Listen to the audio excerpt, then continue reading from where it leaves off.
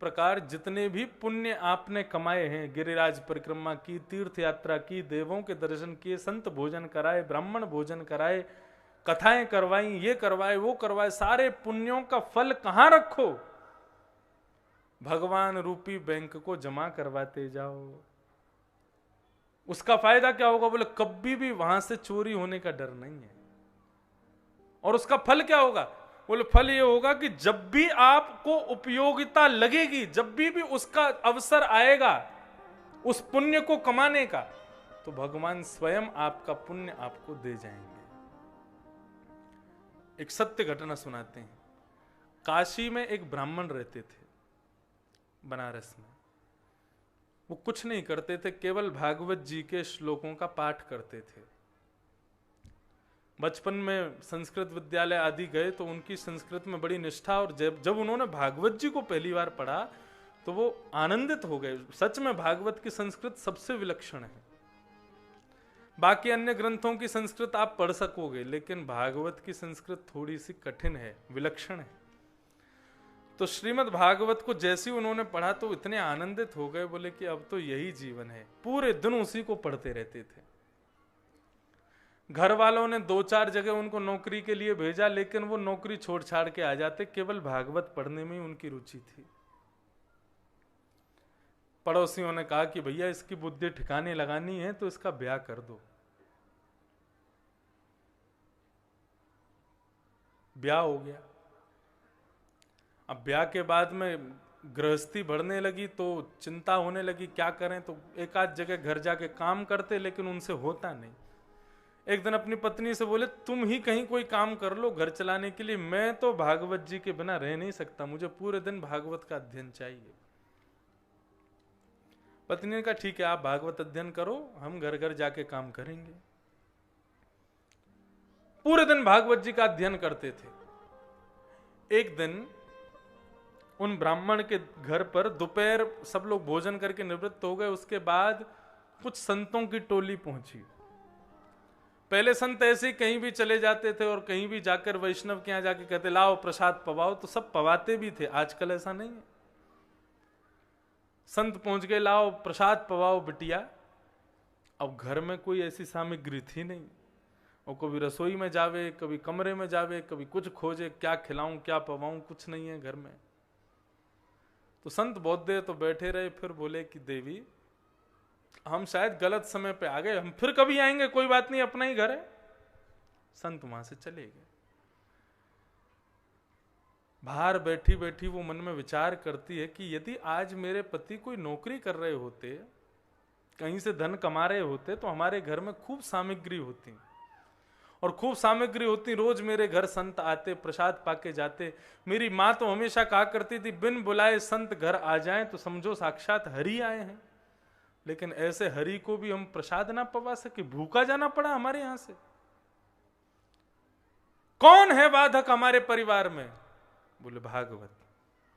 यदि ये मेरे पति के जीवन में नहीं आती तो आज मेरे पति बढ़िया कोई नौकरी कर रहे होते और हम लोग बढ़िया कमा खा रहे होते। अपने पति के पास गई तो वो बैठ करके भागवत जी की ग्रंथ लेकर के पढ़ रहे थे। तुरंत उनके हाथ से भागवत जी का ग्रंथ लिया और बीच से पन्नों को फाड़ करके अपने पति के सिर पर मार दिया। बोले 24 घंटा यही पढ़ते रहते हो, क्या दिया भागवत ने हमको? आज हमारे घर से संतों को भूखा जाना पड़ा। अरे कहीं 2-4 जगह काम करते तो कुछ धन कमाते, हमारे घर में सामग्री होती, संतों को भूखा तो नहीं जाना पड़ता। निकल जाओ घर से बाहर, और जब तक इस भागवत के प्रति तुम्हारी ममता है इस घर में लौट के मत आना।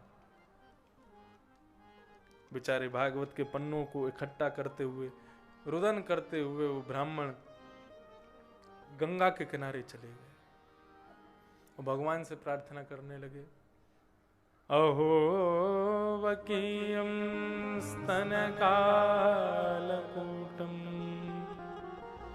जिघांसयापाय यदप्य साध्वी लेभे गतिन्धा त्रुचितां ततोन्यं कंबादयालुं शरणं व्रजे। हे प्रभु, आप तो दयालु हो। स्तनों में विष लगा करके आई थी पूतना, आपने उसको भी सदगति प्रदान की।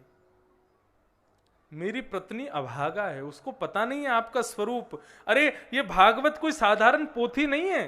श्रीमद् भागवत का प्रत्येक श्लोक काला है, यानी कि वही कृष्ण है, और भागवत का प्रत्येक पन्ना सफेद है, यानी कि किशोरी जी, राधा रानी है। हमारे पूज्य नाना जी कहा करते थे, लाला यदि कोई भागवत के श्लोकों का अशुद्ध वाचन करता है तो जिस प्रकार मानव के रोए खींचने पर उसको जो पीड़ा होती है, इतनी पीड़ा भगवान को होती है। ये भगवान का ही स्वरूप है। आप मेरी पत्नी पर कृपा कर देना, आप उसको दंडित मत करना। ब्राह्मण देवता रुदन करने लगे। प्रबल प्रेम के पाले पढ़कर हरि को नियम बदलते देखा, अपना मान तले टल जाए पर भक्त का मान न टलते देखा। बिल्कुल सत्य घटना। ठाकुर जी तुरंत धराधाम में एक छोटे से ग्वाला बन करके आ गए। ऊंची धोती पहनी, पैरों में चांदी के कड़ूला पहने, हाथों में स्वर्ण के कड़ूला पहने, सिर पर स्वाफा बांधा, 2 माला गले में लटका ली और बिल्कुल ग्वारिया बनकर के, ग्वारिया भेष धारण करके एक डलिया को अपने सिर पर रख करके और सीधे उस ब्राह्मण के घर पहुंच गए। गेट खटखटाने लगे। इतने में ही ब्राह्मणी बाहर आई, बोली कौन हो भाई, कहां से आए हो, क्या काम। भगवान इशारा करने लगे, हम गूंगे हैं, बोल नहीं सकते। गूंगे हो तो फिर कैसे बताओगे। बोले लिखने के लिए दो, हम बताएं कौन।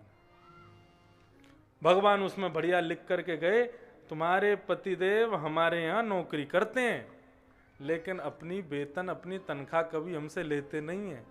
आज हमको पता चला उनको बहुत जरूरत है, तो उनके जीवन में जितनी उन्होंने हमारे यहाँ नौकरी की वो सारी तनख्वाह इस डलिया में दे करके जा रहे हैं।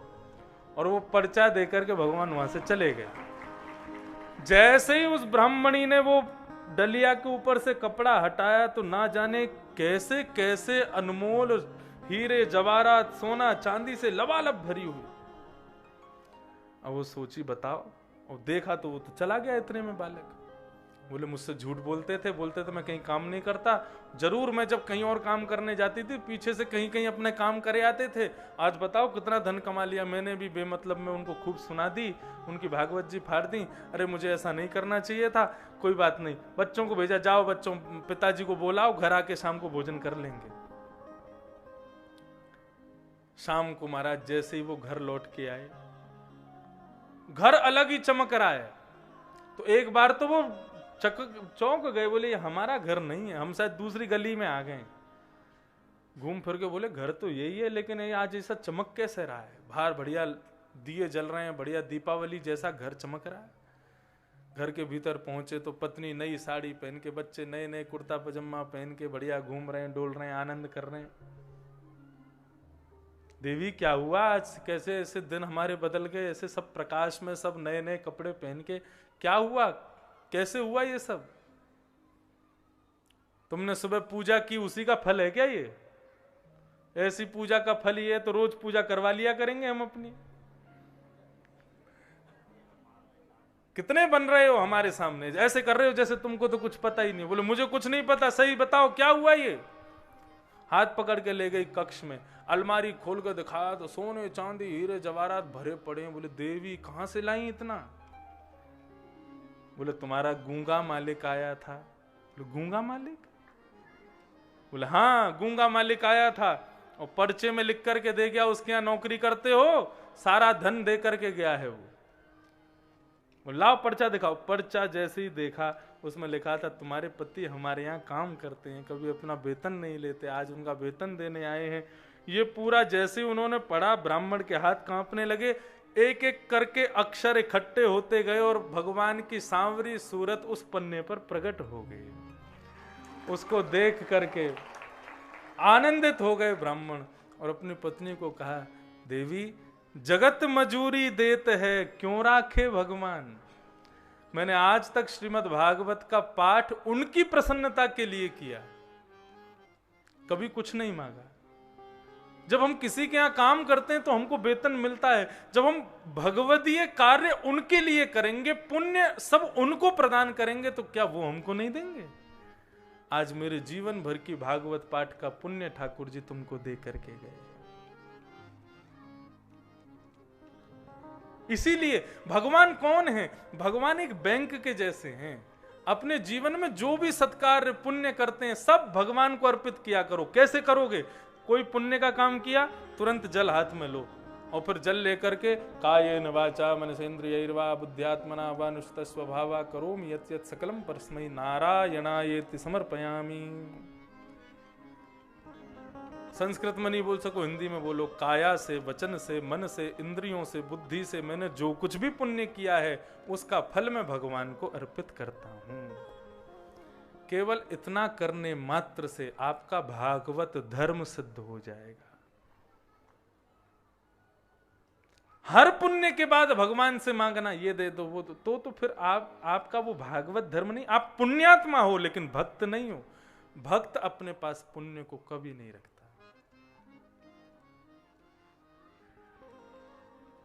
मैं बड़े प्रेम से गाता हूं, ठाकुर जी के हाथ में अपने सब कुछ दे दो, सारे पुण्य दे दो, फिर उनसे कहो जैसे तुम चाहोगे वहां इसको लगवाओ, जहां ले चलोगे वहीं मैं चलूंगा। भाव से गाओ। जहां ले चलोगे वहीं मैं चलूंगा, जहां ले चलोगे वहीं मैं चलूंगा,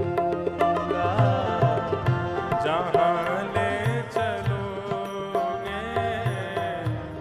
वहीं मैं चलूंगा, जहां ले चलोगे वहीं मैं चलूंगा, जहां नाथ रख दोगे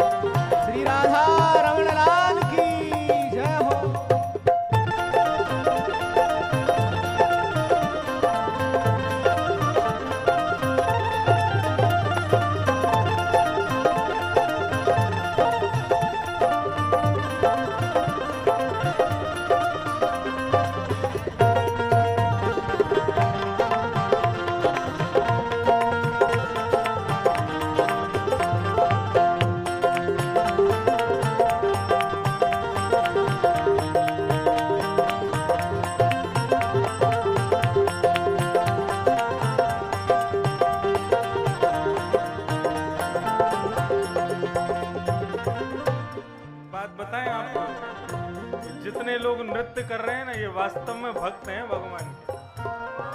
4 दिन में ऐसी भक्ति जगी है, जो लोग बैठे हैं वो अभी भी कसर है उनके भीतर। प्रेम से गाओ, भाव से। ओ तुम्हारे ही दिल है, ये रातें तुम्हारी, कृपा दृष्टि सब पर रहती तुम्हारी। तुम्हारे ही दिन है, ये रातें तुम्हारी, कृपा दृष्टि सब पर रहती तुम्हारी। तुम्हारे ही दिल है, ये रातें तुम्हारी, कृपा दृष्टि सब पर रहती तुम्हारी। तुम्हारे ही दिन है, ये रातें तुम्हारी, कृपा दृष्टि सब पर रहती तुम्हारी। खुशी दो या गम जो भी, खुशी दो या गम जो भी, खुशी दो या गम जो भी, खुशी दो या गम जो भी, मैं प्रेम से सहूँगा, जहाँ ले चलोगे वहीं मैं जाने चलोगे वहीं चलूँगा। ओ जहाँ नाथ रख दोगे, जहाँ नाथ रख दोगे, जहाँ नाथ रख दोगे, जहाँ नाथ रख दोगे, वहीं मैं रहूँगा, जहाँ ले चलोगे वहीं मैं चलूँगा। जाने चलोगे वहीं मैं चलूँगा। ओ जय जय राधा रमण प्यारो राधा रमण, जय जय राधा रमण प्यारो राधा रमण, जय जय राधा रमण प्यारो राधा रमण, जय जय राधा रमण प्यारो राधा रमण, जय जय राधा रमण प्यारो राधा रमण, ओ जय जय राधा रमण प्यारो राधा रमण, जय जय राधा रमण प्यारो राधा रमण, ओ जय जय राधा रमण प्यारो राधा रमण। जहाँ ले चलोगे वहीं मैं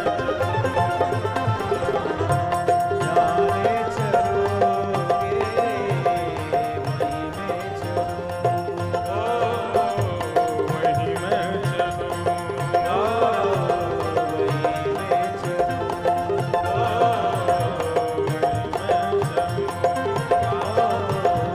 वहीं मैं जय चलूँगा। जय श्री राधे, जय जय श्री राधे, जय जय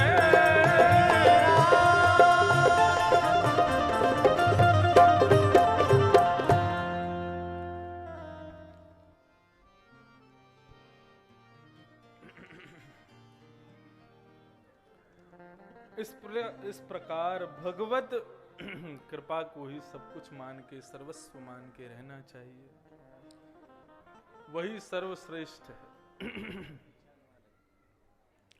तो यही है भागवत धर्म का कह करके 5 धर्मों को समझा करके भीष्म पितामह ने स्तुति गाना प्रारंभ किया। भीष्म पितामह की स्तुति के 2-3 श्लोकों को सुन करके हम आज की कथा को विराम देंगे। श्री भीष्मवाच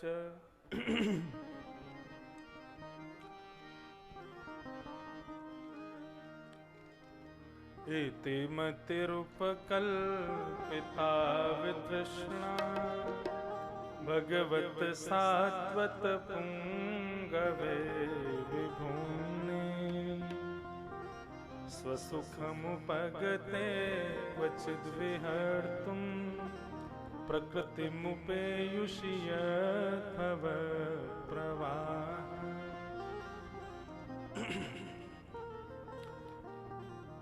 बहुत ध्यान से सुनिए, 10 मिनट और सुनिए। श्री भीष्म पितामह स्तुति गा रहे हैं भगवान की, और बहुत श्रेष्ठ बात कह रहे हैं। इतिमति रूपकल्पिता वितृष्णा भगवत सात्वत पुंगवे विभूम्ने।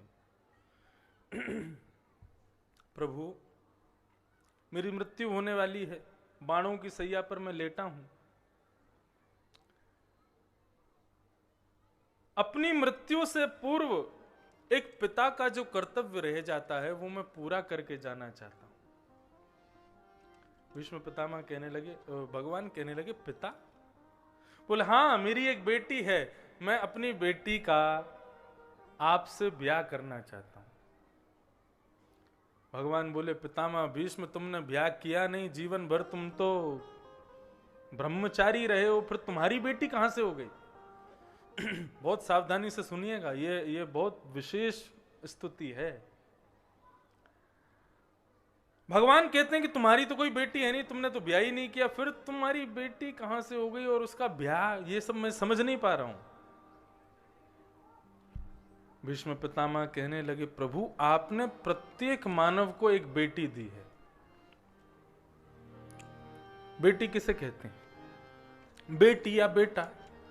जितनी माताएं हैं उन सबको एक एक बेटा दिया है बिना ब्याह के ही, और जितने भाई हैं सबको एक बेटी दी है।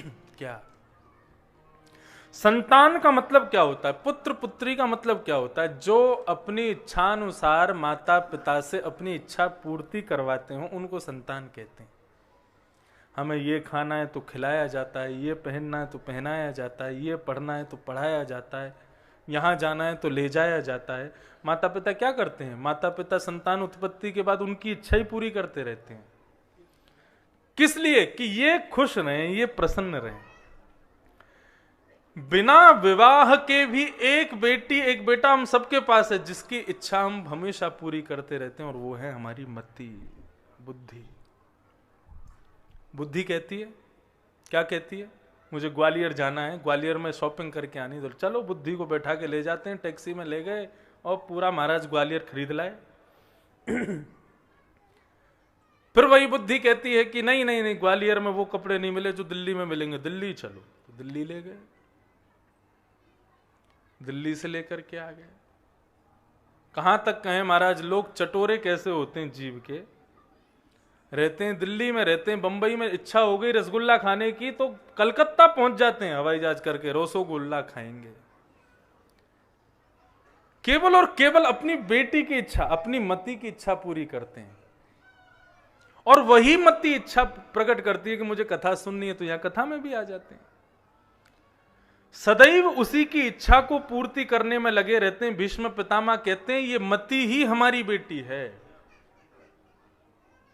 और प्रभु मैं जाने से पहले इसका आपसे ब्याह करना चाहता हूं। भगवान बोले, ब्याह ही क्यों करना चाहते हो? बोले, क्योंकि बेटी जब तक कुंवारी है तब तक तो उसकी इच्छा मानता है पिता, लेकिन जब बेटी का ब्याह हो जाता है तो बेटी की इच्छा क्या होती है? जो दामाद की इच्छा होगी वो बेटी की इच्छा, तो दामाद की इच्छा बेटी की इच्छा बनेगी, बेटी की इच्छा को पिता पूरी करेगा। लेकिन दामाद के रूप में, जामाता के रूप में जब भगवान ही होंगे तो फिर बेटी की इच्छा भी कोई अच्छी ही होगी। इसलिए प्रभु, समझ में आई बात? ज्यादा कॉम्प्लिकेटेड तो नहीं हो गए। मति हमारी बेटी, उसका ब्याह हमने किससे कर दिया? भगवान से। तो भगवान हमारे कौन हो गए? हमारे जमाई हो गए। तो जमाई की खातिरदारी कैसे करते हैं हम लोग? बेटी फिर वही इच्छा प्रकट करेगी जो उसके पति की इच्छा होगी। ठीक उसी प्रकार भीष्म पितामह कह रहे हैं, मैंने कौरवों का संग किया, मैंने इन कुरुवंश का साथ दिया, किस लिए? अपनी इस मति की वजह से। आज मैं मृत्यु से पहले अपनी मति आपको देना चाहता हूं। वितृष्णा, अब इसमें कोई इच्छा नहीं रह गई है, वितृष्णा हो गई है प्रभु। भगवान बोले, तुम बढ़िया संबंध लेके आए हो, लेकिन कन्या वर्यते रूपम, भगवान भी पूरी सगाई करेंगे यहाँ पे। भगवान बोले बेटी को किससे ब्याह करना होता है? बोले ना वो धन से ब्याह करती, ना परिवार से ब्याह करती, ना गाड़ी घोड़ा इन सब से ब्याह नहीं करती। कन्या वर्यते रूपम, उसको रूप चाहिए। तो तुम अपनी बेटी का जिससे ब्याह कर रहे हो वो सुंदर भी तो होना चाहिए। हम कहां सुंदर हैं, काले कलूटे। तब भीष्म पितामह अपने अगले स्तुति में कहते हैं, त्रिभुवन कमनम तमाल वर्णम रविकर गौरवराम्बरम दधाने।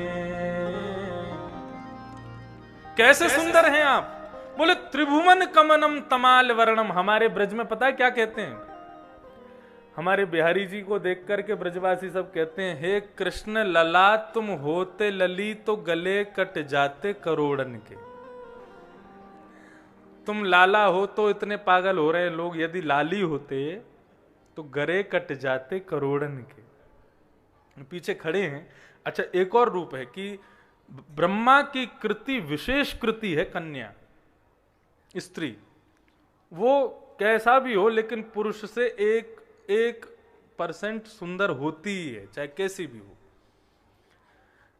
ठाकुर जी हमारे पुरुष रूप में इतने सुंदर हैं, यदि कन्या होते। आप लोगों ने यदि उत्सव का दर्शन किया हो, अभी हमारे लाल जी का उत्सव चल रहा था, इस कथा से पहले आस्था पे आ रहा था, तो हमने एक दिन अपने लाला को, हमारे ब्रज में गाते हैं, रसिया को नार बनाओ री रसिया को, हाँ रे रसिया को हम बे रसिया को नार बनाओ री रसिया को।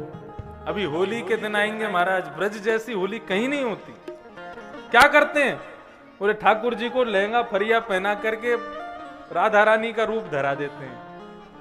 क्यों? बोले नंद भवन, नंद गांव से जाते हैं कन्हैया कहां बरसाना होली खेलने, तो सारी बरसाने की गोपियां पकड़ करके ठाकुर जी को राधा रानी की और वो क्या बोलते हैं उसको, लहंगा फरिया पहना देते हैं।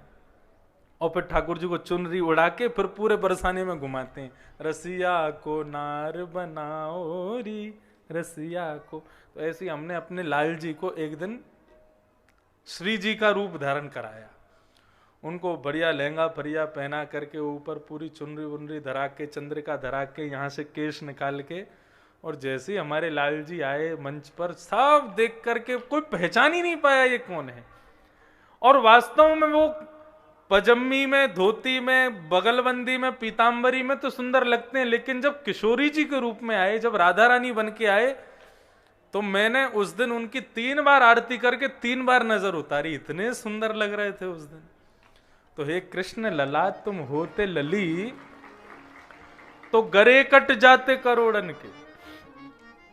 भीष्म पितामह कह रहे हैं आपकी सुंदरता कैसी? बोले त्रिभुवन कमनम तमाल वर्णम। ठाकुर जी का वर्ण कैसा है, रंग कैसा है शरीर का? तमाल। तमाल वृक्ष देखा है? तमाल वृक्ष हमारे ब्रजमंडल में खूब हैं। वो ना तो काले होते हैं और ना ही नीले होते हैं, काले और नीले के बीच के होते हैं, सांवरे। विलक्षण रूप है ठाकुर जी का। और फिर भीष्म पितामह कह रहे हैं उसमें भी आपका ड्रेसिंग सेंस बहुत अच्छा है। वो कैसा? बोले रवि कर गौर वरम वरम दधाने। एक तो आप सांवले और ऊपर से आप कपड़े कैसे पहनते हो? बोले पीतांबरी, पीले कपड़े पहनते हो। जिनका कॉम्प्लेक्शन डार्क है उनको लाइट कपड़े पहनने चाहिए, क्योंकि शरीर का रंग ज्यादा गहरा है ना, इसलिए वो वस्त्र कैसे पहने? कम रंग वाले। और जिनका रंग बहुत गोरा है उनको कपड़े गहरे रंग के पहनने चाहिए, तो ही सुंदरता दिखती है। ये हमने कहीं पढ़ा नहीं, भागवत में ही ठाकुर जी के रूप का वर्णन है।